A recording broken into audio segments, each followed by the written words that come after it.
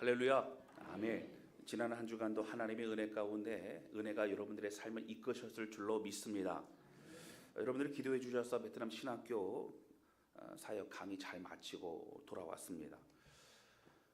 5월달이 가장 덥습니다. 6월달 중순부터는 우기가 시작되기 때문에 하루에 한 차례씩 비가 좀 많이 옵니다. 그러고 나면 좀 시원한데 가장 더울 때 낮에 체감 온도는 40도가 넘는 것 같아요. 한낮에는 굉장히 덥습니다. 그래서 제가 오랜만에 호치민의 그 지역을 가면서 느꼈던 거는 여러 가지 베트남 말도 많이 잊어버렸구나. 여러분 사실 저를 보면서 아침에 깜짝 놀라신 분들이 있을 거예요. 왜냐하면 머리가 짧아져가지고 제가 간 김에 베트남에서 이발을 좀 해야겠다 생각해서 제가 분명히 얘기했어요. 조금만 잘라주세요. 근데 베트남 말을 제가 많이 잃어버렸죠. 그래서 그 사람이 짧게 잘라주세요. 아마 그렇게 들은 것 같아요. 예. 저는 분명히 조금만 잘라주세요 그랬는데 앞에는 이런데 뒤에는 해병대입니다. 저희 뒷모습을 보지 마시고 앞모습만 봐주시기를 바랍니다.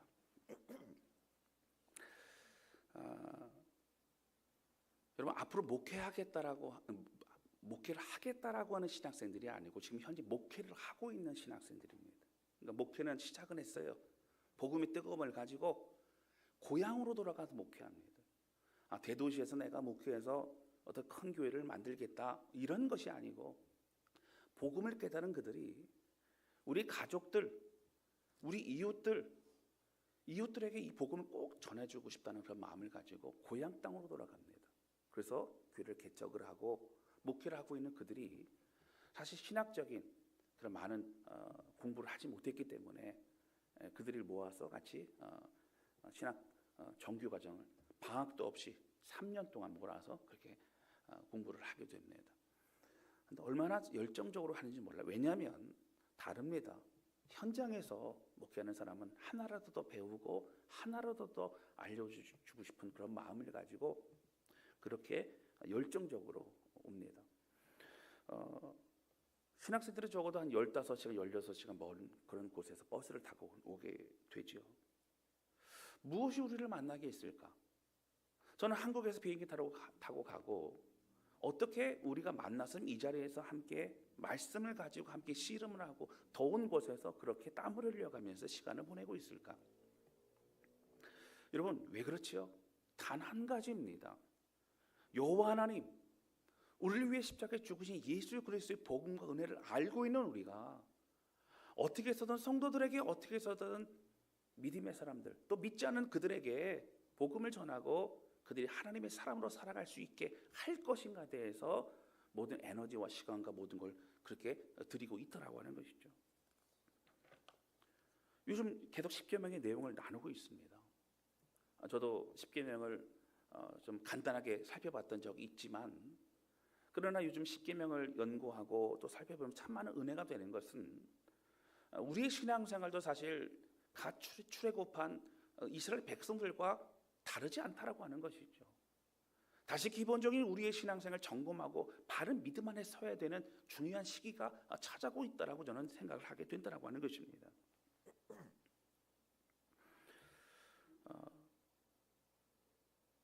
결국 먼 이국 땅, 여러분 베트남에서도 소수 민족들이 처해 있는 척박하고 참 외로운 그런 땅입니다.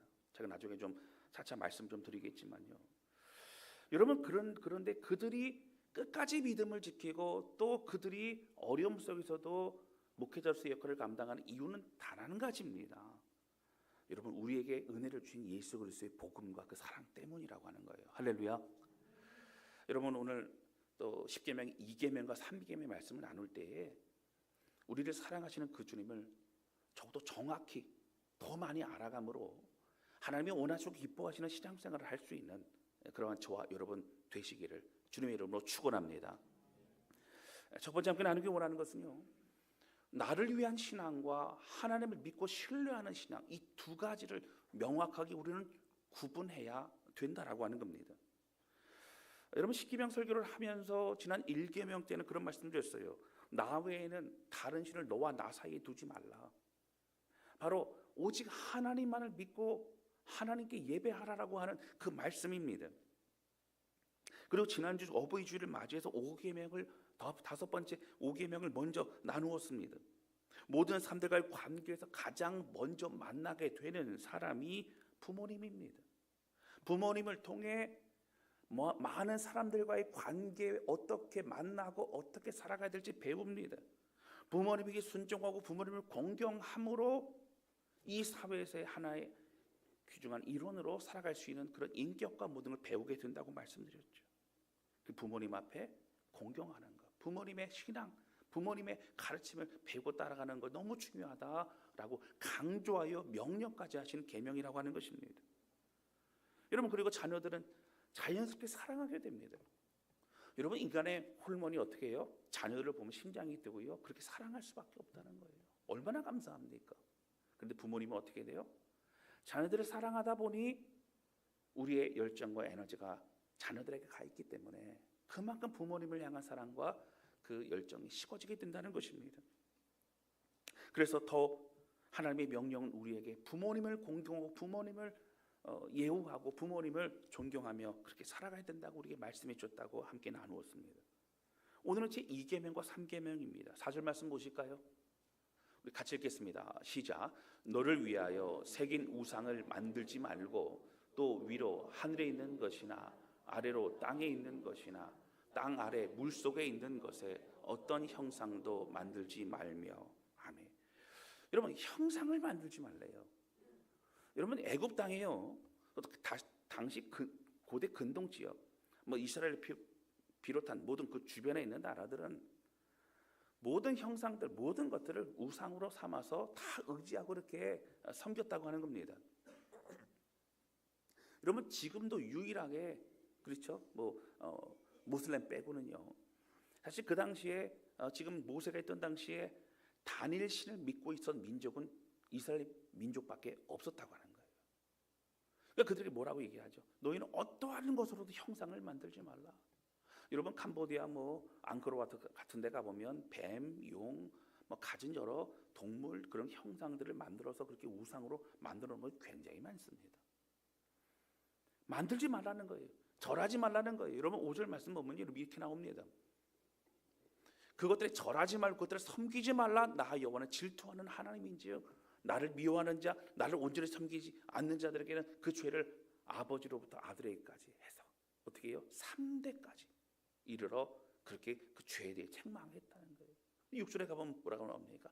그러나 나를 사랑하고 내 계명을 지킨 자에게는 1000대까지 은혜를 베풀 것이라고 그렇게 하나님이 약속해 주시고 있다라고 하는 겁니다. 여러분, 근데 오늘 이 말씀을 보면 우리는 사실 좀 마음에 다가오지 않습니다. 여러분들의 가정에 어떤 불상을 가져다 놓은 것이 있습니까? 아니면 다른 어떤 형상, 다른 걸 깎아서 어떻게 좀 해놓은 것이 있습니까? 아니면 성모 마리아 상을 갖다 집에 갖다 놓으신 분이 있습니까? 여러분, 그렇지 않죠. 우리들은 사실 그런 형상이나 어떤 것을 갖다 놓지 않았습니다. 우리와 상관없는 말씀으로 느껴지고 이거는 우리가 당연히 그냥 지키고 있고 기본적인 것이라고 생각할 수 있다라고 하는 거예요. 근데 여러분, 중요한 것이 무엇이죠, 여러분? 오늘 4절 말씀에 보면 처음에 뭐라고 나와요? 바로 너를 위하여라고 나옵니다. 여러분, 우상을 섬기는 것은 너를 위하여, 바로 우리를 위해서 우상을 만들고 섬기는 것이라고 하나님이 분명히 말씀하시고 있습니다. 여러분, 나중에 보시면 그 금송아지를 만들지 않습니까? 금송아지를 만들었을 때도 너희를 위하여 만든 금송아지라고 하나님 말씀하세요. 그러니까 모든 우상과 모든 것은 우리 자신을 위해서 그렇게 만들고 섬기고 있다고 하는 것입니다. 여러분, 실제로 대부분 우상을 섬기는 사람들 왜 그 우상을 섬깁니까? 왜 종교를 가지려고 합니까? 복을 받고 싶어서도 그렇고 두렵기도 하고 여러분 그렇습니다. 모든 것 자기 자신의 안위와 또 자기 가정과 자기 자신을 위해서 섬기는 것이 바로 그 우상입니다. 여러분, 언젠가 이 종교에 관한 설문조사를 했던 내용을 제가 들은 게 기억이 납니다. 왜 종교 생활을 합니까? 라고 할 때 두 가지가 뒤에도 있지만 앞에 두 가지가 기억나요. 첫 번째가 뭐냐면 마음의 평안을 얻고자 한대요. 그러니까 전체적인 종교 생활하는 모든 사람들을 말하기 때문에 마음의 평안을 사람들이 마음이 평안하지 않구나, 사람들이 두렵구나, 그래서 그 평안을 얻기 위하는구나. 여러분, 불교는 어떻습니까? 계속 말하는 게 뭐예요? 마음을 비워내라는 거예요. 욕심을 비워내라는 거예요. 그래서 어떻게 무소유 또 마음의 모든 걸 다 비워내고 그 마음속을 어떻게 그 비워내어야만이 참된 그 평안을 얻을 수 있다는 거예요. 여러분, 우리 기독교는 다릅니다. 마음을 비워내지만 거기에 뭘로 채워요? 예수 그리스도로 채우라고 말하고 있어요. 할렐루야. 우리는 예수 그리스도의 사람이기 때문에 그렇습니다. 여러분, 두 번째, 왜 종교를 믿느냐? 내세에 대한 두려움이에요. 여러분, 기본적으로 우리가 불교의 나라였지 않습니까? 과거에. 여러분, 이 고려 시대 때 참 뭐 불교가 대단했죠. 뭐 유교 조선 시대 때도 그 영향이 계속 이어집니다. 여러분, 불교는 뭐예요? 극락이 있어요. 또 지옥불이 있죠. 이미 기본적인 어떤 내세에 대한 그런 개념이 사실 우리한테 있지 않습니까? 여러분, 나에게 유익이 되지 않으면 사람들 그 신을 절대 믿지 않을 것입니다. 여러분, 모세가 있던 당시에도 주변에 어떤 한 민족만 믿는 것이 아니라 바알 신이라고 하는 그 신은요, 애굽에서도 믿고 있고 다 믿고 있었어요. 날씨를 주관하는 그 신으로 그들이 믿었습니다. 농사를 지어야만 됩니다. 여러분, 자연 만물 또 자연재해 천재지변 이런 것들이 얼마나 두려웠겠습니까? 그들은 바알 신을 섬기며 해소했습니다. 당장 어떤 일이 일어났을 그때 다시 바알 신에게 예배하면서 어떻게 하면 앞으로는 이러한 큰 어려움이 발생하지 않을 것이라고 스스로를 위로했다라고 하는 거예요. 모든 물질의 풍요를 위해 아세라 신을 섬겼습니다. 가축들이 많아지고 자녀들이 많이 생기고 많은 그러한 것들을 얻고자 하는 마음으로 그들이 섬깁니다. 그러나 여러분, 하나님은 단호하게 말씀하십니다. 하나님을 섬길 때 신앙생활은 나 자신을 위해 섬기는 것이 아니라 오직 하나님을 바라보며 섬기는 것이 신앙생활로 말씀하신다라고 하는 거예요. 여러분, 하나님은 만물의 주인 되십니다. 할렐루야. 다른 우상들은 어떤 그 존재를 나와 내가 섬길 때 인격적 관계가 된다고 얘기하지만 하나님은 시작부터 만물의 주인 되시고 창조주이십니다. 그러나 인간의 죄를 지어서 하나님과 멀어진 것이죠. 그런데 하나님은 우리를 회복시키기 원하신 거예요. 그래서 우리 하나님 믿는 것은 우리가 하나님의 선택한 것이 아니라 하나님의 그 사랑과 긍휼 안에 우리가 믿음으로 반응하는 겁니다. 다시 회복되는 겁니다. 다시 하나님을 찾아가는 겁니다. 원래 지으신 대로 우리가 다시 온전해지는 것이라고 하는 거예요. 할렐루야. 다른 우상들을 섬기는 것은 그 우상. 여러분, 일본에 가면 신사들이 많이 있죠. 신을 모셔둔 곳이라고 하는 겁니다. 이런 신사들마다 어떻게 해요? 여기서 기도하면 어떤 그런 좋은 일이 생기고 막 그렇습니다. 제가 일본 선교사님에 들었던 것 중 하나 뭐냐면 자꾸 모이는 곳이 있대요. 그 뭐냐? 거기 가서 기도하면 아들을 낳는다는 거예요. 그래서 그렇게 모여서 거기 곡식을 바치고 뭐하고 하면서 그렇게 몰려든다는 거죠. 뭔가를 얻기 위해서 내 목적, 내가 부족한 것을 채우기 위해서 많은 사람들이 그렇게 쫓아갑니다. 그러나 여러분, 하나님은 뭔가를 얻기 위해 만나야 될 뿐이 아니라 만왕의 왕 되시고 여러분 창조주시고 주인 되신 분이시라고 하는 거예요. 할렐루야. 그러니까 우리를 위해 하나님 또한 우리를 위해 그렇게 섬겨서는 안 된다라고 주님 말씀하시는 거죠. 우리가 단순히 우리 자신의 필요와 두려움을 극복하기 위해 섬기는 그런 잡신들과 하나님을 같은 선상에 두고 우리는 말할 수 없다라고 하는 겁니다. 여러분, 다시 하나님의 사랑 앞에 회복되는 것, 바로 그것이 신앙생활입니다. 우리를 이렇게 만드시고 이끌어 가시는 완전하신 하나님의 사랑과 은혜를 바라보며 예배라는 것은 하나님 기쁘게 해드리는 목적이 아닙니다. 그냥 하나님을 인정하는 것이 하나님의 영광 올려드리는 것이 예배라고 하는 거예요. 할렐루야. 여러분, 하나님이 기쁘게 해드려서 내가 뭔가 얻기 위한 게 아니에요. 하나님은 주려고 준비하고 계신 분이세요. 우리가 받을 만한 그것을 가지고 주께 영광을 돌릴 수 있는, 죄짓지 않을 수 있는 그런 사람은 준비만 된다면 얼마든지 주실 수 있는 분이 우리 하나님이시라고 하는 겁니다. 여러분, 그래서 예배도 우리의 필요를 위해 신에게 감동을 주는 여러분 그런 마음으로 그렇게 하지 마세요. 하나님 예배 받으시 합당한 분이십니다. 우리가 예배 안 드려도 하나님은 저 돌들로도 찬양을 받으실 수 있는 그런 만왕의 왕이시라고 하는 거예요.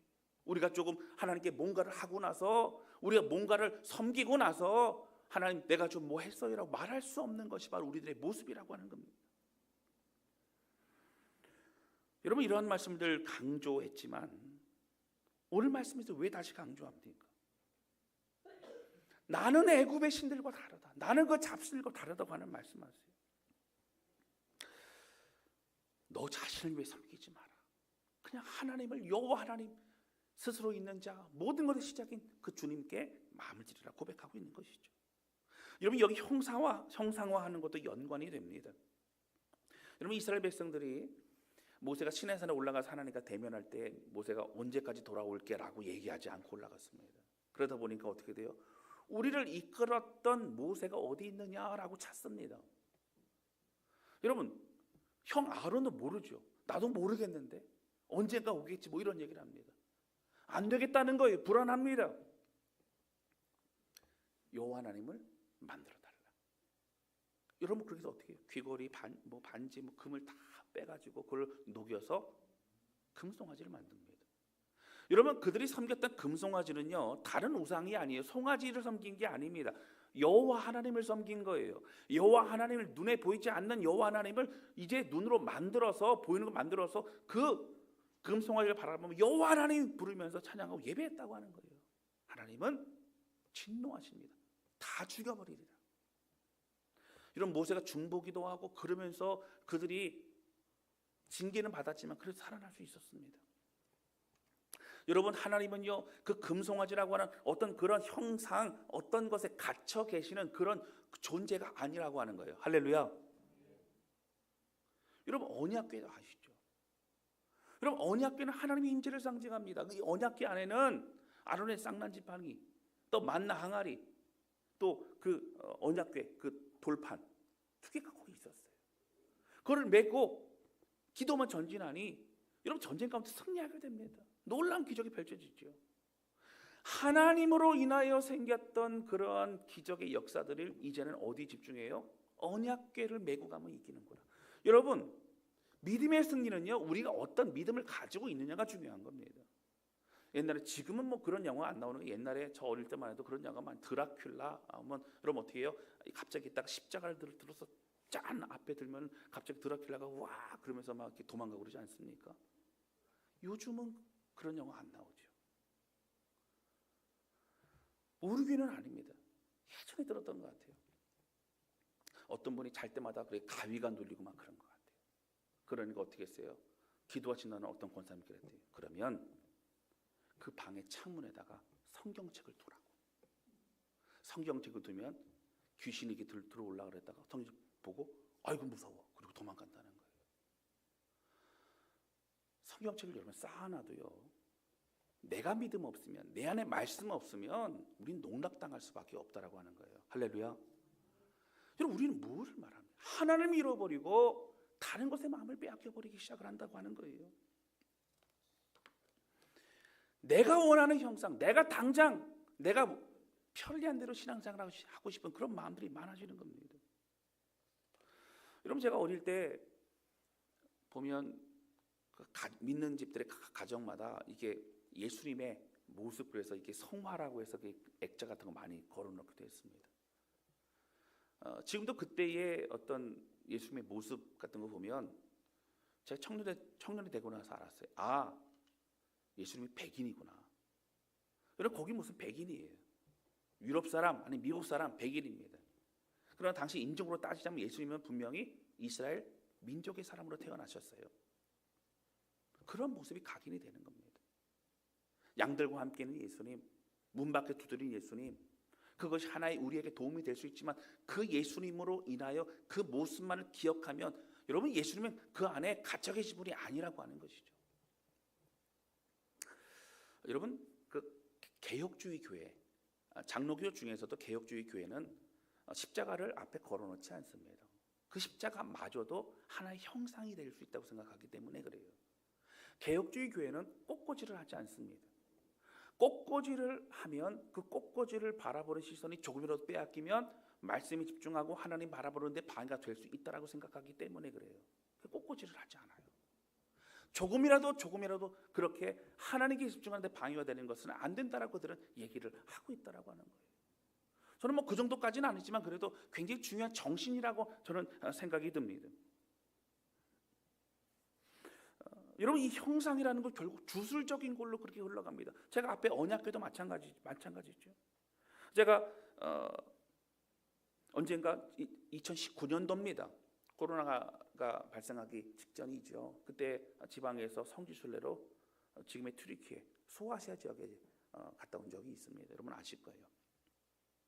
근데 거기를 갔는데 거기 이제 그 옛날 그 초대교회에 있었던 그 자리들마다 보면은 벽에 보면 이 성화들이 많이 있습니다. 근데 개인적으로 저는 이제 성화를 조금은 좀 거부감이 있어요. 제가 있었던 필리핀 바기오만 해도 큰 성당이 하나 있습니다. 선교팀 오신 분들은 제가 한 번씩 데리고 가서 보여주죠. 그 입구에 마리아 상이 크게 있을 뿐만 아니라 기도하는 곳에 들어가 보면 인형이 있어요. 인형 크기가 이 정도 됩니다. 인형이 쫙 있어요. 그게 뭘까? 세어보니까 12개. 여러분 12개니까 누굴 말하는 거예요? 12제자를 말하는 거예요. 거기 이제 가룟주는 빼고 아마 맞대를 집어넣겠죠. 근데 조금 떨어져 있는데 조금 더 좋아 보이는 인형 하나가 있어요. 여러분 누굴까요? 예수님은 아니고 사도 바울. 예, 우리 사도 바울이더라고요. 여러분 그 앞에서 촛불을 꺼뜨리면 안 된대요. 그래서 촛불이 한 100여 개가 막 있어요. 촛불이 있죠. 어두컴컴하지요. 향도 피우죠. 그냥 귀신 나오겠더라고요. 여러분 뭐 가보신 분 제가 데리고 갔기도 가보시면 기억이 날 겁니다. 사실 어떤 형상, 어떤 그림 이런 것이 그냥 우상화되는 것 같아 저는 싫어합니다. 근데 제가 가보니 이런 얘기를 하더라고요. 당시 글을 모르는 초대교회 성도들이 어떻게 하면 성경의 내용들을 신앙 고백으로 담을 수 있을까 생각하다가 한 것이 바로 그림을 그렸다는 거예요. 거기 보면 영적 전쟁의 그림, 또 예수님에 대해 예수님이 사랑하시는 제자들을 사랑하는 그런 모습, 뭐 이런 것들이 다 막 그림이 그려져 있어요. 그러고 나서 그림을 보니까 막 은혜가 되는 거예요. 할렐루야. 글을 모르니까 다른 사람에게도 성경의 말씀이나 어떤 사건들을 이렇게 계속 기억해주고 하고 싶은 마음이 했다는 거예요. 근데 문제는 뭐예요? 문제는 그때 그 열정과 마음을 가지고 했지만 시간이 지나가면서 이런 그림들에 보면 그 반질반질해. 왜요? 와서 자꾸 만진대요. 요한의 제자 누가? 그 제자 누가? 그림이라는 거예요. 이 그림 손으로 만지면서 기도하면 뭐 한다고요? 응답받는다고요. 이 그림 만지면서 그렇게 하면은 좋은 일이 생긴다고요. 여러분 우상이 돼버렸어요. 형상을 만들어 놓고 좋은 의미로 시작되었지만 그거마저도 다르게 변질되어 버린 모습들을 볼 수 있더라라고 하는 거예요.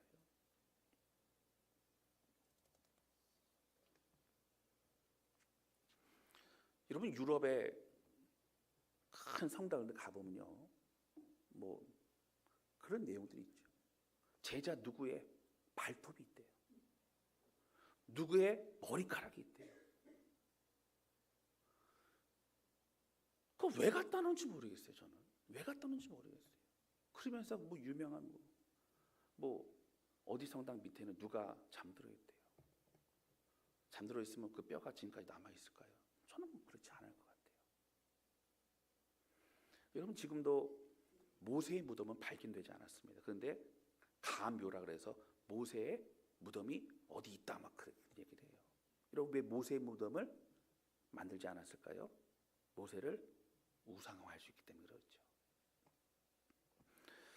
사랑하는 성도 여러분, 오늘 우리에게 말씀하신 게 뭘까요? 여러분 하나님이 저는 눈에 보이지 않는 하나님이시라는 걸 얼마나 감사한지 몰라요. 왜냐하면 하나님을 믿음으로 만나기 때문에 그래요. 하나님을 성령을 통해 만날 수 있기 때문에 그래요. 할렐루야. 여러분 그것이 우리에게 얼마나 정말 대단한 은혜인지 모릅니다. 살아계신 주님 만나는 거예요. 제가 필리핀에 있을 때에 보면은 그 각 지역마다 축제를 굉장히 많이 합니다. 근데 그 축제에 유명한 것이 하나가 뭐냐면 고난주간 때에 그 십자가 행진을 해요. 십자가 행진. 그게 뭐냐면 처음에는 한 지역에 생겨서 굉장히 유명해졌다 그래요. 막 기사가 막 나오고 막 거기가 유명해진 마을이 됩니다. 뭘 하냐면요, 한 사람이 손에다가 못을 박아요. 실제로 못을 박아요. 그래서 예수님의 고난에 동참한다고 하면서 그 십자가에 못을 박은 다음에 그래서 막 행진을 하고 막 그렇게 하는 겁니다. 여러분 진짜 피가 막 흐르겠죠? 그렇지 않겠습니까? 근데 그러면서 그게 막 소문이 나다 보니까 각 지역마다 여러분 십자가에 못 박는 그런 이 축제와 그 행진들이 굉장히 많아진 거예요. 제가 언젠가 거기에 계신 오래된 선교사님하고 같이 갔는데 보니까 마침 그거 하고 있는 거예요. 사람들이 막 구름대까지 몰려서 막 보면서 막 그럽니다. 근데 그 선교사님이 그러시는 거예요. 처음에는 진짜 못을 박았대요. 그런데 못을 박았는데 문제는 뭐예요? 예수님이 기억내는 게 아니라 와, 저 사람 대단하구나. 와, 저 사람 못을 박았구나. 와, 저 사람 정말 피를 흘리는구나. 이거에 관심 가지면 그 사람을 막 세워주고 그 사람을 유명해지고 막 그렇게 됐다는 거예요. 여러분 또 그게 또 자리가 있나 봐요. 다한테 안 물려주고 내가 계속 이거 할 거라고 매년 그걸 한다는 겁니다. 그래서 이 구멍을 여러분 메꿔지지 않게 하려고 뭐를 심지를 넣어가지고 이렇게 메꿔지지 않게 하고 다닌다는 거예요. 그래서 매년 어떻게 한다고요? 그 못 자리에다 이렇게 끼워가지고 또 이렇게 하면서 행진을 하는 겁니다.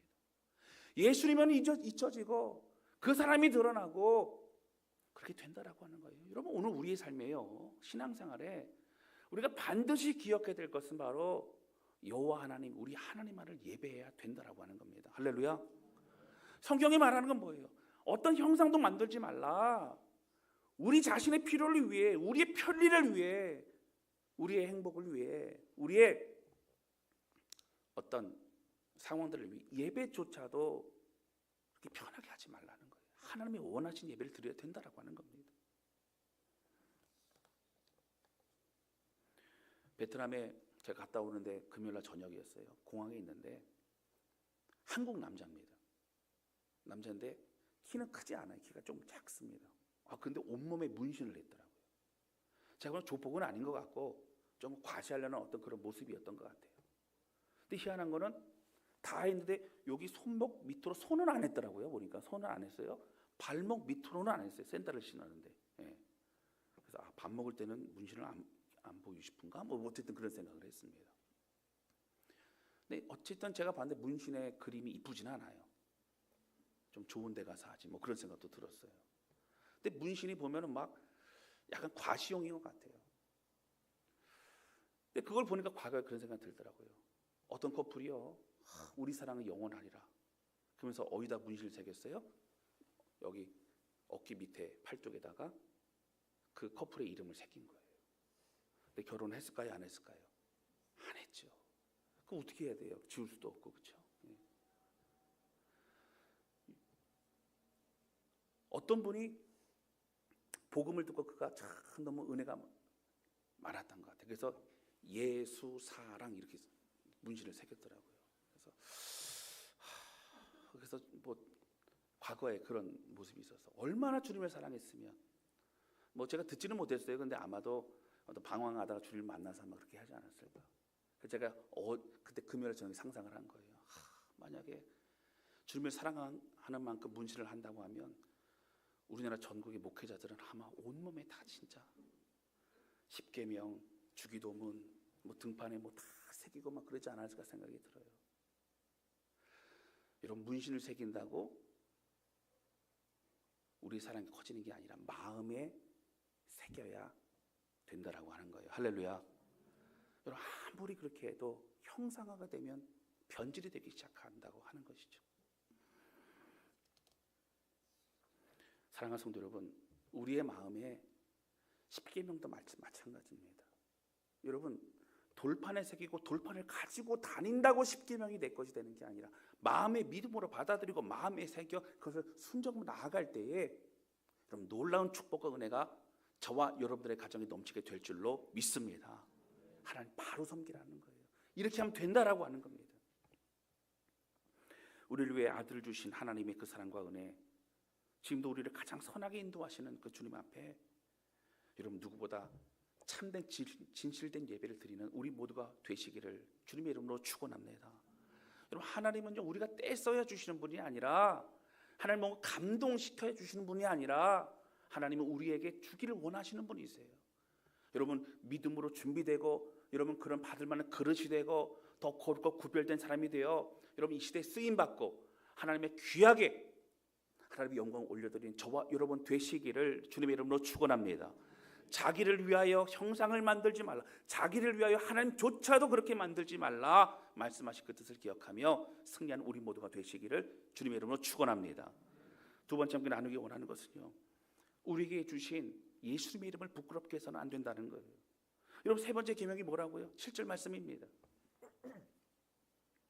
같이 읽겠습니다. 시작. 너는 내 하나님 여호와의 이름을 망령되게 부르지 말라.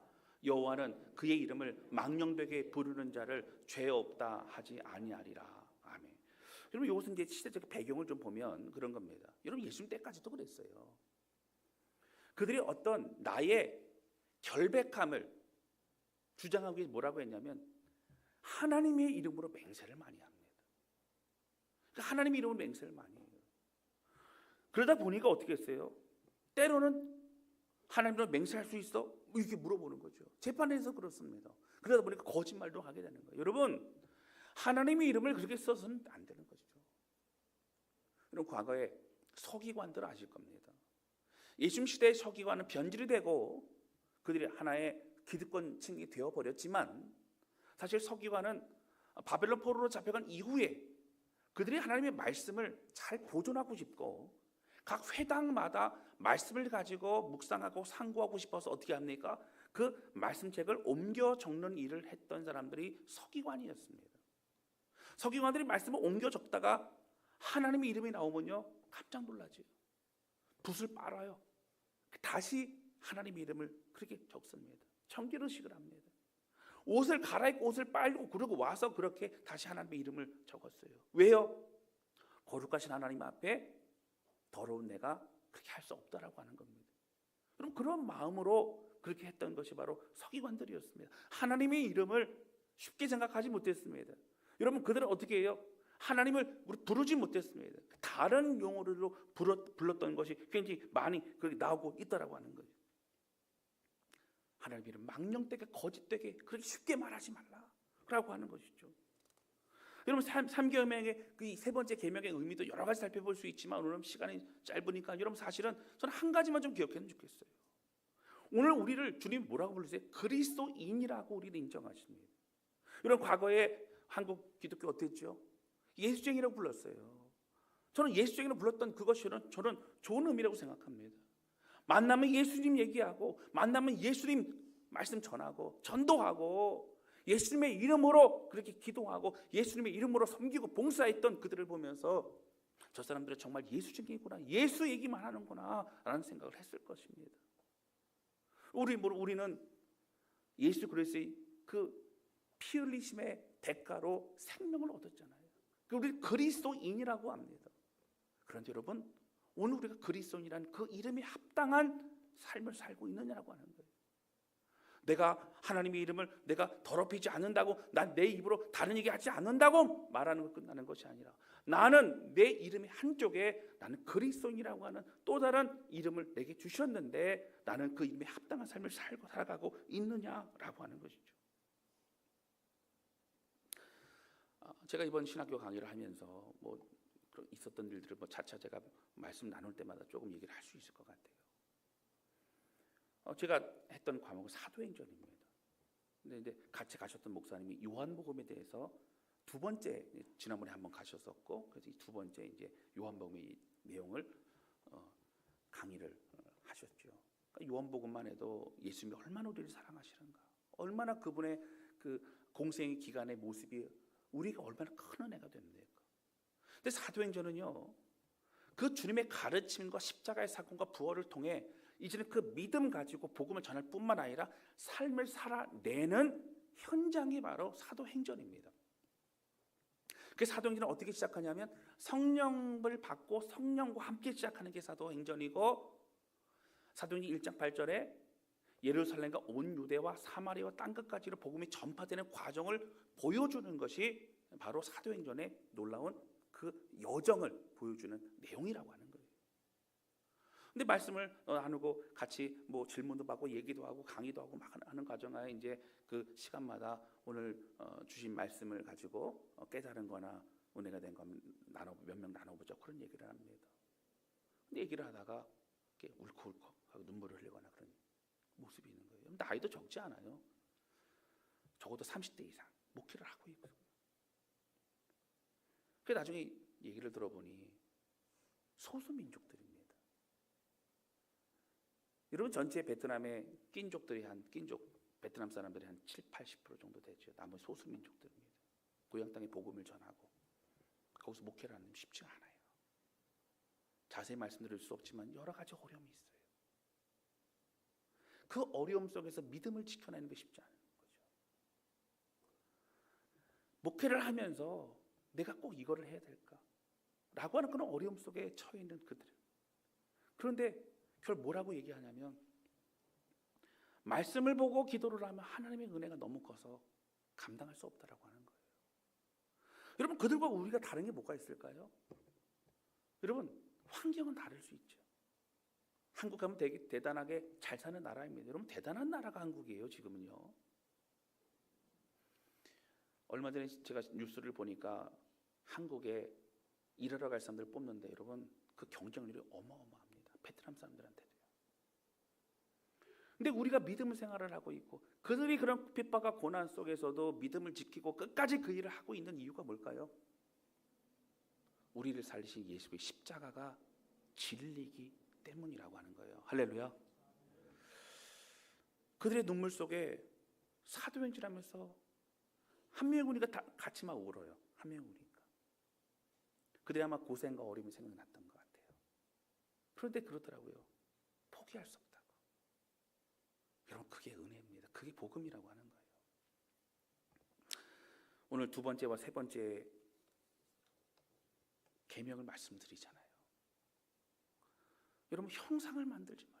자기를 위하여 하나님을 그렇게 하나님조차도 그렇게 만들지 말라. 오늘 우리는 어떤 신앙생활을 하고 있는가? 하나님의 이름을 망령되이 일컫지 말라. 내가 어떻게 얻은 생명이, 내가 어떻게 얻은 그런 구원인데 나는 그리스도인이라고 하는 그 이름에 합당한 삶을 살고 있는가? 여러분, 베트남 사람들 중에 예수 믿는다고 하는 사람은 진짜 믿는 거예요. 그들은 결정을 해야 됩니다. 그들의 주민들 뒤에 보면은 종교란이 있어요. 거기 띨란, 기독교, 여러 가지 어려움들이 있습니다. 공무원들은 진급도 안 됩니다. 그러나 거기에서 끝까지 믿음을 지키는 사람들, 여러분, 그만큼 그 어떤 고난과 핍박과 어떤 어려움이 있어도 우리에게 주신 생명과 그 복음은 비교할 수 없다라고 하는 거예요. 두 번째와 세 번째, 여러분 이 말씀 기억하면서 참된 그리스도인으로 주께 영광 돌리는 그러한 저와 여러분, 우리 모두가 되시기를 주님의 이름으로 축원합니다. 시간 찬양 주 앞에 드리면서 기도하는 시간을 갖도록 하겠습니다.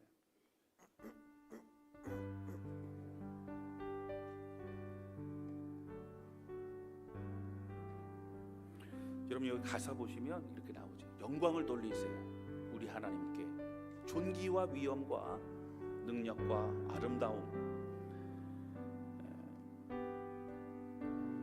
만방에 묻은 시는 헛된 우상이니 오직 하늘의 하나님 그 영광 찬양해. 하나님만 찬양, 하나님 높여드립니다. 고백하는 찬양이죠. 여러분, 우리 하나님, 우리 마음속에 주님의 은혜와 감격으로 마음껏 찬양하며 고백하는 우리 모두가 되시기를 원합니다. 함께 찬양하도록 하겠습니다.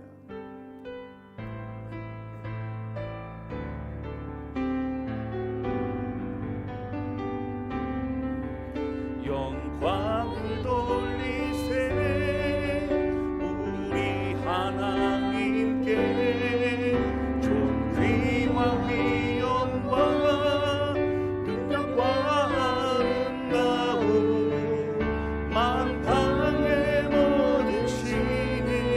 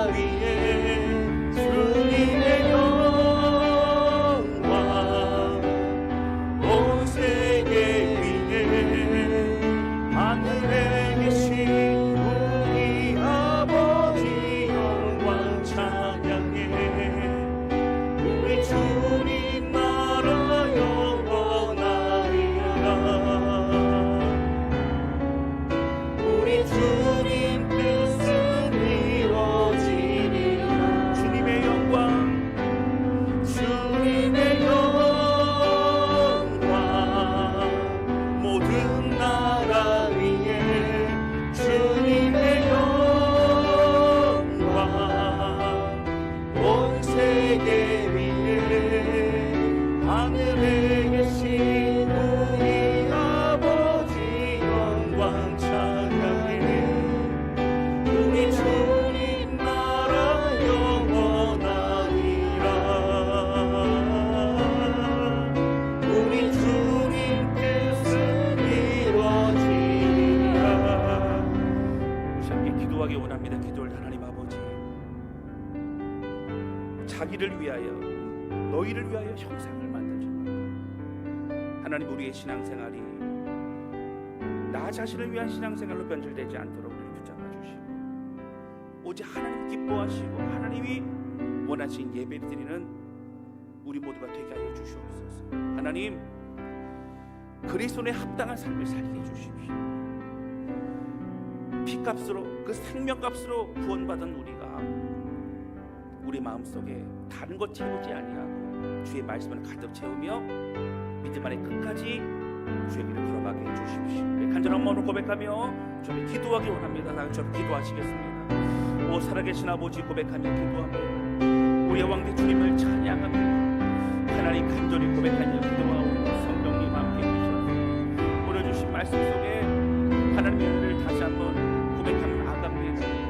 하나님 우리가 나아가야 될 길, 우리에게 주신 그 복음과 은혜를 기억하며 나아갑니다. 믿음으로 살아내며 성령과 함께 나아가며 승리하며 하나님 은혜의 주님을 노래할 수 있기를 원합니다.